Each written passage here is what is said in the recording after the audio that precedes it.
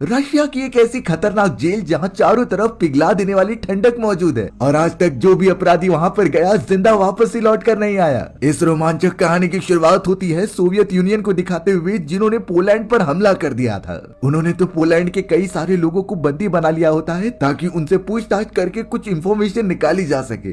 Poland की भी government पूरी तरीके से तहस नहस हो चुकी थी, इसीलिए वो उनकी मदद नहीं कर सकते। सोवियत यूनियन वाले तो अपनी सत्ता स्थापित करने के लिए बहुत ही ज्यादा निर्दयी हो चुके थे। इनफैक्ट उन्होंने तो यहाँ बच्चों को भी नहीं छोड़ा और उन पर भी अत्याचार करने लगे। अब उन सारे पोलैंड के लाचार सिटीजन्स में से एक आदमी होता है जो कि सोल्जर का काम करता था। उसका नाम येन होता है और जैसे ही सोवियत यूनियन वालों को ये पता चला कि वो एक सोल्जर है तो वो उसे अलग कर देते हैं बाकियों से और उससे पूछताछ करने लगते हैं। सोवियत यूनियन वालों को सिर्फ इतना था कि वो इससे उगलवा ले कि ये एक जासूस है और वो इस जगह पर उनके बारे में कुछ इन्फॉर्मेशन निकालने आया था। येन तो यहाँ पर शुरुआत से ही उनके अगेंस्ट होता है और कहता है कि वो यहाँ पर रहने आया था। अब येन के ना मानने के कारण वो ऑफिसर एक लेडी को अंदर बुलाता है। उस लेडी से कहा गया कि ये तुम्हारा हस्बैंड है कि नहीं। बाद में पता चला कि ये येन की सच में वाइफ थी जिसे यहाँ पर बुला लिया गया है। दोनों ने कंफर्मेशन दी कि हाँ वो दोनों हस्बैंड वाइफ हैं। पर अब वो ऑफिसर तो येन की वाइफ से पूछने लगा कि तुम इसके बारे में और क्या इन्फॉर्मेशन जानती हो। येन की वाइफ ने साफ कह दिया कि ये एक जासूस है जो कि सीक्रेट मिशन के लिए काम करते हैं। अब ये सुनने पर येन एकदम चौंक गया क्योंकि वो अपनी वाइफ से ऐसे एक्सपेक्ट नहीं कर सकता था। वो तो एक नॉर्मल सोल्जर है और उसने ये सारी चीजें की भी नहीं। पर येन यहाँ पर एट द एंड समझ जाता है कि शायद इन सारे लोगों ने उसकी वाइफ को फोर्स किया होगा। उसके पास कोई और रास्ता ही नहीं बचा, इसीलिए उसे सारी चीजें बोलनी पड़ रही हैं जैसा कि सोवियत यूनियन के ऑफिसर्स चाहते हैं। अब पूरी तरीके से ऑफिसर्स देख पा रहे थे कि येन गिल्टी है और एक जासूस है और यहाँ पर इस तरीके से उनके साथ जासूसी करने का नतीजा बहुत ही खराब होने वाला था।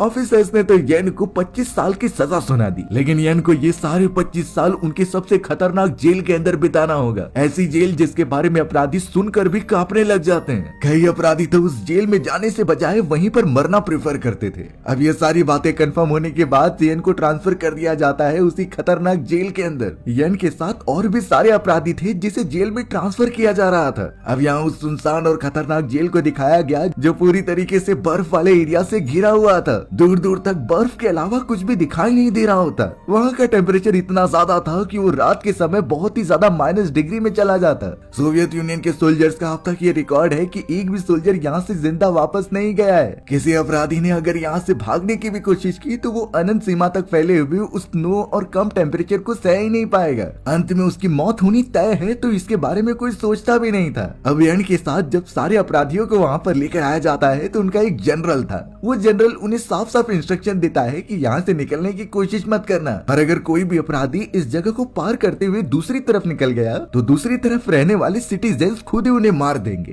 क्योंकि सोवियत यूनियन वालों ने हर एक अपराधी के ऊपर काफी बड़ा इनाम रखा है और इतनी मनी के लिए तो वो सारे सिटीजन्स उन्हें मार ही देंगे। यानी एक तरीके से वो सारे सिटीजन्स सोवियत यूनियन के लिए काम कर रहे थे। उन सभी अपराधियों को पहले दिन ही इतना ज्यादा डरा दिया गया कि कोई जेल से बाहर कदम रखने की सोच भी नहीं सकता। अब सारे अपराधियों के आने के बाद उन लोगों को वहाँ पर कुछ नाश्ता दिया जा रहा था। हर एक अपराधी वहाँ जाकर कलेक्ट कर रहे थे और उनमें से एक बूढ़ा आदमी होता है। उसने जैसे ही अपना खाना लिया तो उसका एक टुकड़ा नीचे गिर जाता है। अब उसी के ठीक पीछे एक दूसरा बूढ़ा आदमी था जो कि उस खाने के टुकड़े को देखकर तुरंत ही उसके ऊपर झपट्टा मारने लगा, लेकिन वो पहला बूढ़ा आदमी जिसका वो खाना था उसने उसके ऊपर पैर रख दिया और कैसे भी करके उसे ले लिया। यानी ये साफ था कि वो पहला वाला बूढ़ा आदमी अपना हिस्सा किसी को नहीं देने वाला। अब ये सारी चीजें येन साइड में खड़ा होकर देख रहा था। उसे ये बिल्कुल एक्सेप्टेड नहीं कि वो दूसरा बूढ़ा आदमी एकदम भूखा रहे। उसकी हालत भी बहुत ही ज्यादा खराब हो गई थी। येन इसीलिए तुरंत ही अपना खाना दे देता है उस बूढ़े आदमी को। लेकिन अब यहाँ उस पहले बूढ़े आदमी ने येन से कहा कि तुम्हें सरवाइव नहीं करना क्या, अगर तुम उसे अपना खाना दे दोगे तो तुम नहीं बच पाओगे।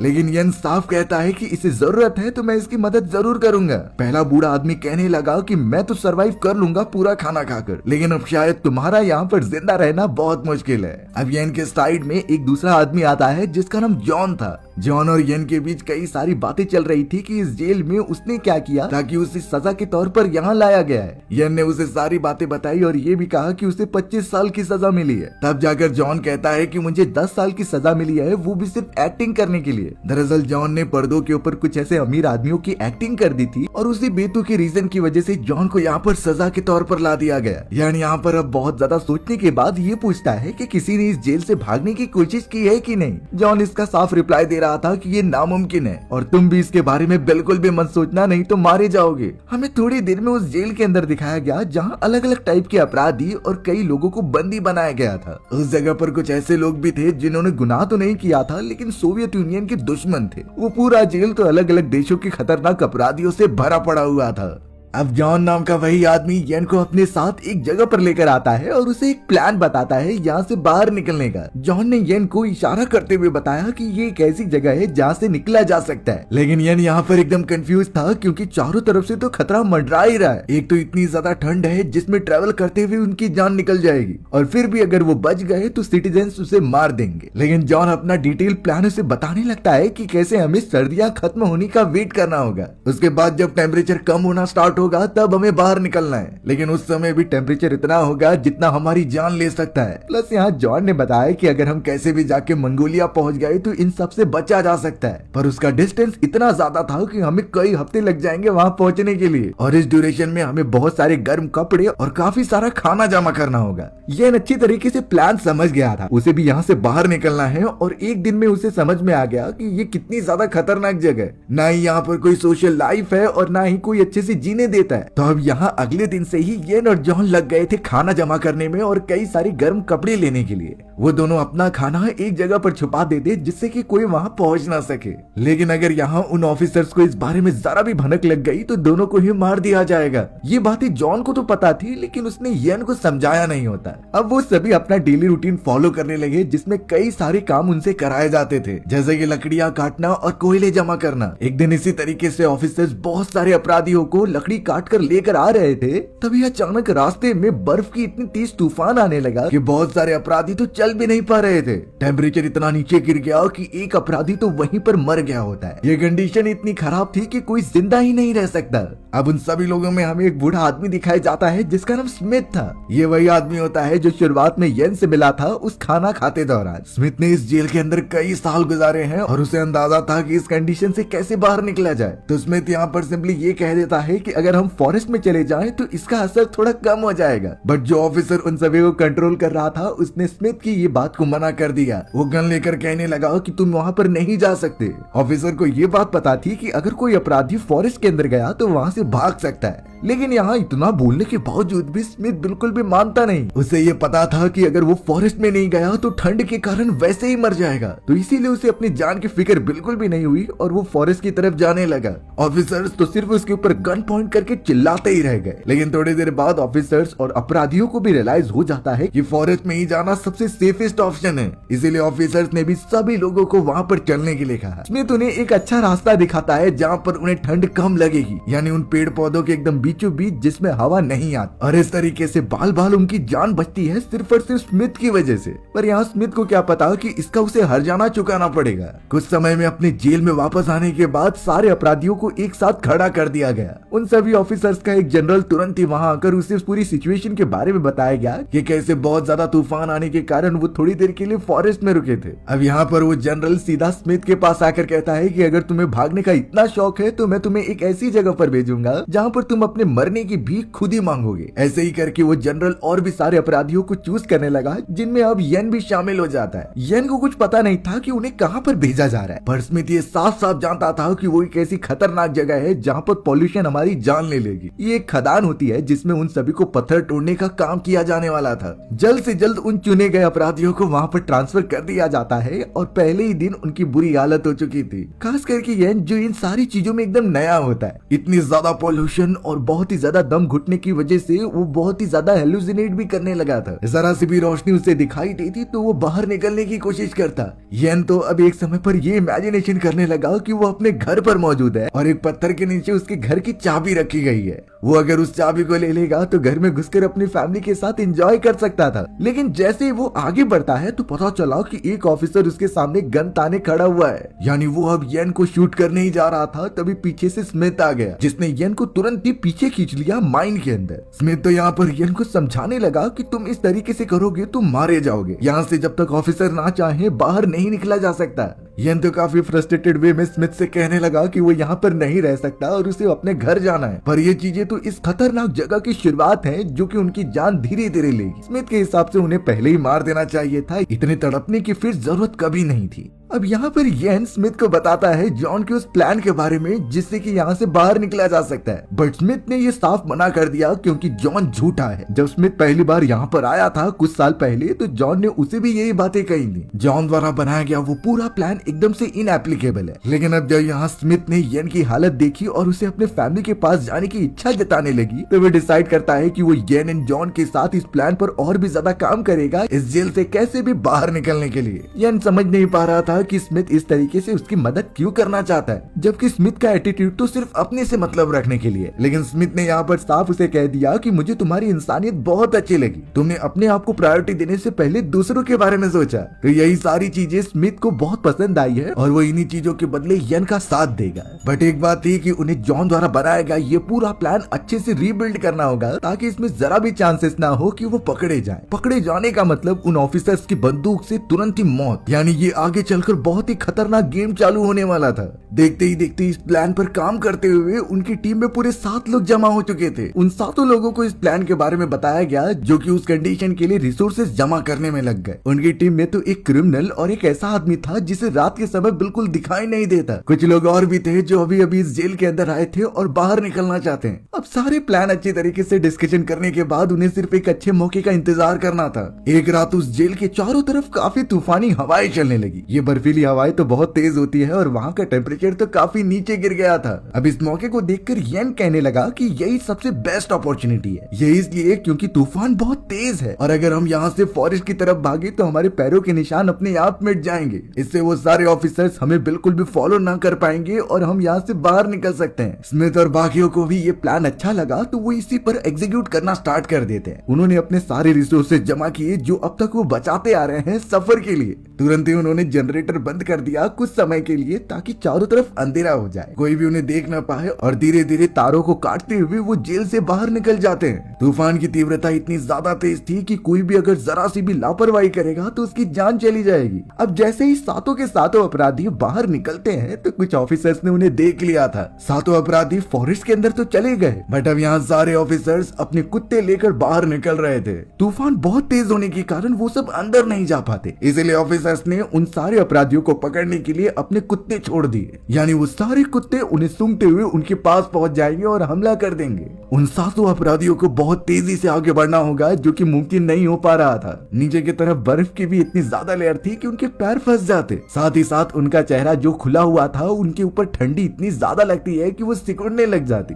ऐसा चलता रहा तो सभी बीमार पड़कर वहीं मर जाएंगे। ऊपर से पीछे की तरफ वो सारे खतरनाक कुत्ते आ रहे थे जो उनका पीछा कर रहे हैं। लेकिन अब बात रही उन खतरनाक कुत्तों से बचने की जो सूंघते हुए उनके पास पहुंच जाएंगे। तो ऐसी सेम कंडीशन कभी भी हमारे सामने आ सकती है जिसमें ऑफिसर्स के कुत्ते हमारे पीछे पड़े हुए हों। तो यहाँ पर सबसे बेस्ट ऑप्शन होता है उन कुत्तों से पीछा छुड़ाने का कि अपनी बॉडी की सुगंध और फ्रेग्रेंस को कहीं और दिखाइए। जैसा कि हमें पता है कि उन सारे ऑफिसर्स के कुत्तों को काफी अच्छी तरीके से ट्रेन किया जाता था। वो अगर किसी क्रिमिनल को एक बार सूंघ ले तो कई किलोमीटर तक उसे ढूंढ कर निकाल सकते हैं। तो यह ऑब्वियस बात है कि उन अपराधियों की बॉडी से जो फ्रेग्रेंस निकल रही है उसे ही सूंघते हुए वो कुत्ते उनके पास आ रहे हैं। लेकिन अगर वो सब अपने सारे कपड़ों को उल्टा करके पहन ले तो उसकी फ्रेग्रेंस बहुत ही ज्यादा कम हो जाएगी। इससे चांसेस बढ़ सकते थे कि कुत्ते बिल्कुल भी उन्हें सूंघ ना पाए। और अगर ये भी प्लान काम नहीं कर रहा तो हमें कुछ ऐसे पदार्थ लेने हैं जिनमें से दुर्गंध आती है, या फिर हम अपने बॉडी के वेस्ट मटेरियल का यूज कर सकते हैं उन सारे कुत्तों को गुमराह करने के लिए। वो सारे ट्रेन कुत्ते इन चीजों को बहुत ही जल्दी सूंघ लेते थे। ये सारी छोटी चीजें हेल्प कर सकती है उन कुत्तों से बचने के लिए। अब यहाँ पर येन समझ चुका था कि उन सभी का जो बॉडी पार्ट्स यानी कि फेस वाला हिस्सा बाहर की तरफ है उसकी वजह से सभी लोग बहुत ही ज्यादा ठंड में मर जाएंगे। तो इसीलिए येन ने तुरंत ही पेड़ में से एक थोड़ा सा टुकड़ा निकाला और उसे एक मास्क की तरह बनाकर सभी को देने लगा। यानी इस मास्क को वो सभी अपने मुंह पर लगाएंगे जिससे उसे ठंड ना लगे। और ये प्लान लिटरली काम करता है, यानी वो सभी उस मास्क को लगाकर आगे बढ़ रहे थे। जितनी जल्दी वो वहाँ से बाहर निकलेंगे उतना ही अच्छा होगा। तो उन्होंने स्पीड भी काफी बढ़ा दी। वो सारे ऑफिसर्स और कुत्ते भी जो उन्हें ढूंढ रहे थे वो कहीं फॉरेस्ट में ही गुम हो गए। यानी वो सभी अपराधी अब तक तो एकदम सेफ चल रहे हैं। कई घंटों के सफर के बाद आखिरकार तूफान एकदम कम हो गया था। वो सभी अब उस जेल से काफी ज्यादा दूर आ चुके थे और कैसे भी करके एक जगह पर बैठते हैं शेल्टर बनाकर। जिन जिन लोगों ने रिसोर्सेज जमा किए थे वो सामने रखते हैं ताकि ये पता लगाया जा सके कि जब तक वो ट्रेवल करेंगे वो कितने दिनों तक सरवाइव कर पाएंगे। लेकिन ये बात तो साफ थी कि वो सभी इकट्ठा आगे बढ़ रहे हैं और चाहे कुछ भी हो जाए वो इक्वल कंट्रीब्यूशन देंगे वहां से बचकर निकलने के।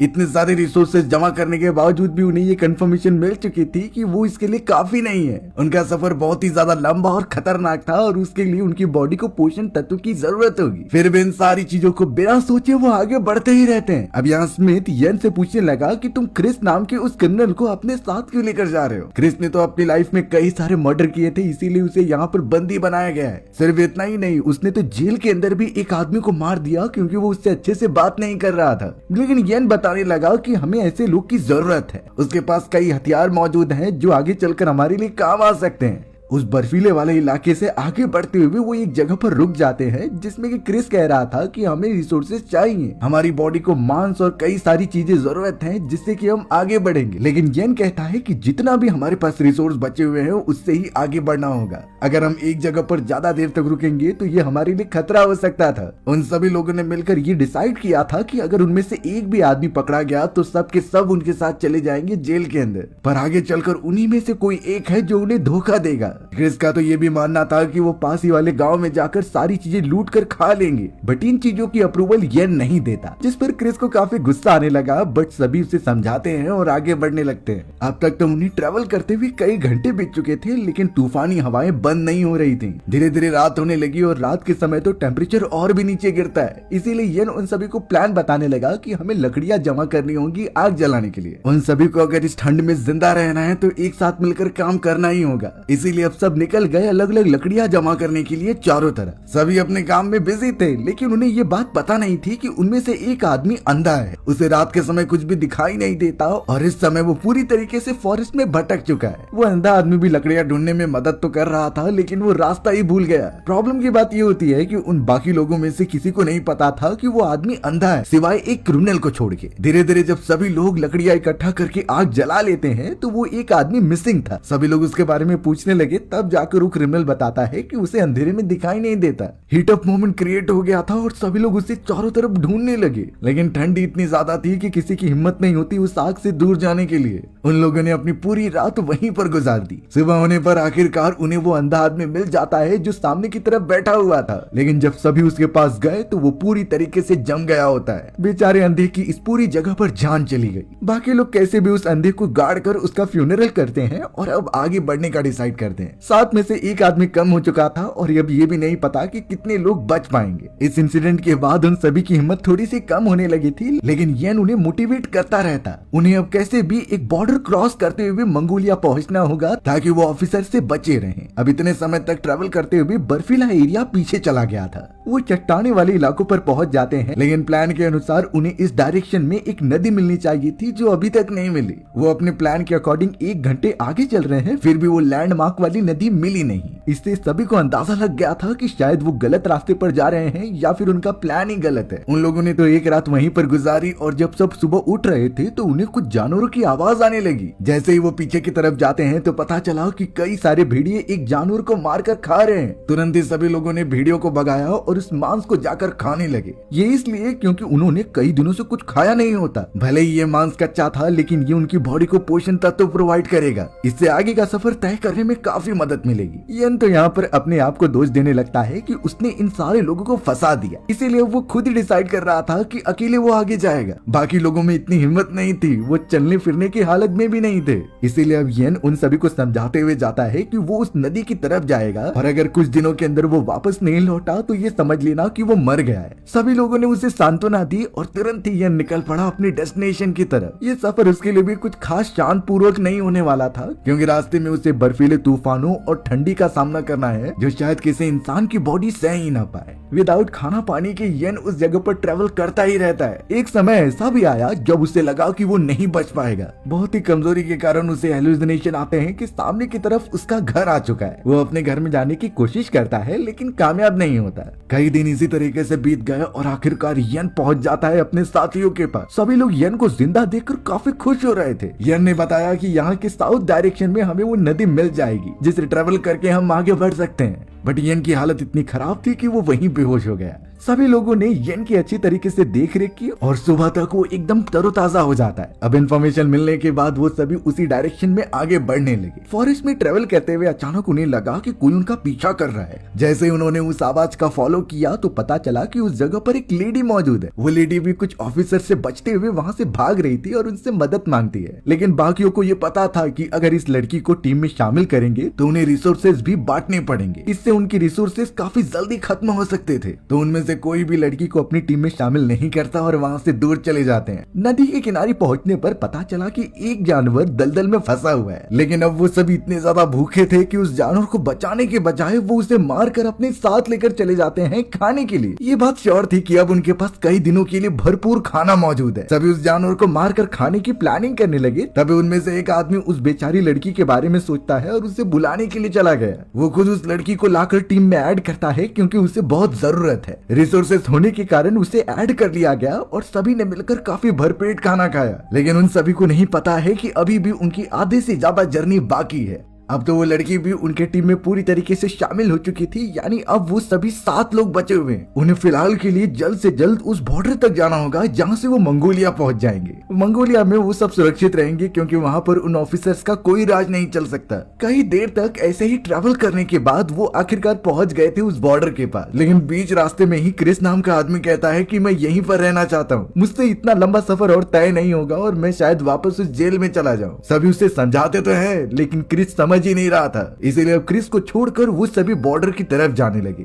बॉर्डर के पास पहुंचते ही उन्हें एक बड़े बड़े पिलर के ऊपर उन्हीं ऑफिसर्स की फोटोग्राफ दिखाई जाती हैं जो कि उस जेल के अंदर मौजूद थे। इससे ये कंफर्म हो जाता है कि यहाँ पर भी वो सारे ऑफिसर्स अपना कब्जा जमा चुके हैं। कहीं भी उनकी मुलाकात ऑफिसर से हो सकती है, तो यानी ये जगह भी एकदम से सुरक्षित नहीं। सभी एकदम उदास हो चुके थे, लेकिन येन और स्मिथ एक साथ मिलकर ये डिसाइड करते हैं कि वो चाइना से होते हुए एशिया महाद्वीप तक जाएंगे, जहाँ कोई न कोई हाइडिंग प्लेसेस तो होंगे ही। वहाँ के फॉरेस्ट में आराम से वो सभी अपनी जिंदगी गुजार सकते हैं, लेकिन उससे पहले उन्हें कुछ पर्वत श्रृंखलाएं और एक बहुत ही बड़ा रेगिस्तान पार करना होगा, जो शायद उनका अंतिम परीक्षा होगी। उन सभी के पास जितने भी रिसोर्सेज थे उसे लेकर वो आगे बढ़ने लगे रेगिस्तान की तरफ। इतनी ज्यादा गर्मी, ऊपर से सभी थक चुके थे, फिर भी आगे बढ़ते रहते हैं। सभी के पैर सूज चुके थे और कई घंटों से उन्होंने पानी की एक बूंद नहीं पी होती। उन्होंने तो शुरुआत में ही कह दिया कि शायद वो ये सारी चीजें नहीं कर पाएंगे, बट अब वो वापस भी नहीं जा सकते थे क्योंकि उन्हें मार दिया जाएगा। येन बताता है कि यहाँ से निकलने के बाद हमें पर्वत श्रृंखलाएं दिखाई देंगी जहाँ कुछ खाने पीने की चीजें मिल सकती हैं। वो लड़की जो उनके साथ जुड़ी हुई थी वो भी बहुत कमजोर हो चुकी होती है, यहाँ तक कि उसका पूरा पैर सूज गया था और वो चल फिर भी नहीं पा रही थी। थोड़ी दूरी पर उन्हें कुछ पानी की चीजें दिखाई देती हैं, लेकिन येन बता रहा था कि ये हमारा भ्रम हो सकता है, बट सभी के बार बार फोर्स करने पर उन्हें वहां जाना पड़ा और आखिरकार उन्हें एक छोटा सा पानी का तालाब दिखाई देता है। उतना पानी देखने पर सभी टूट पड़े और अपनी प्यास बुझाने लगे। वो चाहे तो कुछ दिन यहाँ पर गुजार सकते हैं, लेकिन येन ने कहा कि हमें आगे बढ़ते रहना है। इसीलिए अब अगले दिन सभी ने भरपेट पानी पिया और रास्ते के लिए कुछ पानी प्रिजर्व करके रख लिए। वो लड़की अब इतना ज्यादा थक गई थी कि उसे चलने फिरने के लिए नहीं होता। इतनी झुलसा देने वाली गर्मी में उसकी हालत खराब हो चुकी थी और अब देखते ही देखते उसकी वहीं पर मृत्यु हो जाती है। सभी लोगों ने शुद्ध मन से उस लड़की को दफना दिया और अपने आगे का सफर तय करने लगे। इस पूरे सफर में उन्होंने अब तक कुछ खाया नहीं होता, सिर्फ एक पानी पिया होता है जिसे कि कई घंटे बीत चुके थे। रेगिस्तान में उन्हें कभी रेतीले तूफान का सामना करना पड़ता हो तो कभी दलदल में कोई फंस जाता। दुखद बात ये थी कि उनमें से एक और आदमी मारा गया। अब ये कुछ लोग ही बचे हैं जो आगे बढ़ सकते हैं। थोड़ी देर में ही उन्हें कुछ पर्वत श्रृंखलाएं दिखाई देने लगी जहाँ से रेगिस्तान वाला हिस्सा खत्म हो रहा था। उस पहाड़ी वाले इलाके पर पहुंचते ही सभी एकदम धाराशायी हो गए थे। उनमें चलने की इतनी हिम्मत ही नहीं और यहाँ स्मिथ तो एकदम से मरने की कगार पर थे। तभी उनमें से एक आदमी ने वहाँ से भागते हुए एक सांप को देखा जिसे कि वो तुरंत ही पकड़ने चला गया। अच्छी बात तो ये थी कि उन्हें पानी का एक सोर्स मिल गया होता है जिसे सभी जाकर पीने लगे। उस सांप को भी उन्होंने मार दिया, जिसके सर को अलग करके उन्होंने खाना स्टार्ट कर दिया। उनके बॉडी को थोड़ी सी राहत मिलती है और वो एक रात वहीं पर गुजारने लगे। रात के समय येन तो स्मिथ से बात करता रहता है कि उसे अपनी वाइफ से जाकर मिलना है। भले ही ऑफिसर्स ने मेरे खिलाफ मेरी वाइफ को यूज किया, लेकिन उसमें उसकी गलती नहीं है। सुबह होने पर वो सीधा पहुंचते हैं चाइना की तरफ, लेकिन चाइना में भी वो रुक नहीं सकते क्योंकि चाइना में भी वॉर चल रही थी जो बहुत ही ज्यादा बड़ी है। वहाँ से एक बर्फीला पर्वतीय इलाका आता है जिसके ऊपर चढ़ने के बाद उन्हें कुछ ट्राइब के लोग मिलते हैं जो उनका स्वागत कर रहे थे। उन्होंने काफी सारा खाना और उनके रहने का बंदोबस्त भी किया था, पर येन कहता है कि हमें आगे बढ़ना होगा। स्मिथ ने बताया कि वो यहीं पर रुककर आगे जाने का वेट करेगा, इसीलिए अब येन बाकी साथियों के साथ डायरेक्टली एशिया पहुंचता है जहां पर अब वो पूरी तरीके से सुरक्षित थे। ये एशिया का वो हिस्सा था जहां पर अभी भी कोई गवर्नमेंट स्थापित नहीं की गई होती, लेकिन कई सालों बाद आखिरकार येन की वो सिटी आजाद हो जाती है उन ऑफिसर से। वहाँ पर अब कोई भी तानाशाह नहीं रहता, तो इसीलिए येन अपनी वाइफ से मिलने के लिए चला गया। वो तो अपनी इमेजिनेशन जैसा रियलिटी में देखता है कि वो एक दरवाजे के पास है और वो उसे चाबी से ओपन कर रहा है, लेकिन येन अब काफी बूढ़ा हो चुका है और सामने की तरफ वो अपनी वाइफ को देख रहा था। आखिरकार इतने सालों बाद दोनों एकजुट हो जाते हैं, दोनों गले मिलते हैं और अपनी आगे की लाइफ साथ गुजारने का डिसाइड करते हैं। हमारी भी ये दुखद कहानी यहीं पर खत्म हो गई। सो व्यूअर्स, आपको स्टोरी कैसी लगी कमेंट सेक्शन में बताना भूलना मत, और अगर आपको मेरा एक्सप्लेनेशन 1% भी अच्छा लगा होगा ना तो वीडियो को लाइक एंड चैनल को सब्सक्राइब जरूर कर देना। मिलते हैं इसी तरीके की मजेदार वीडियोस में, तब तक के लिए बाय बाय।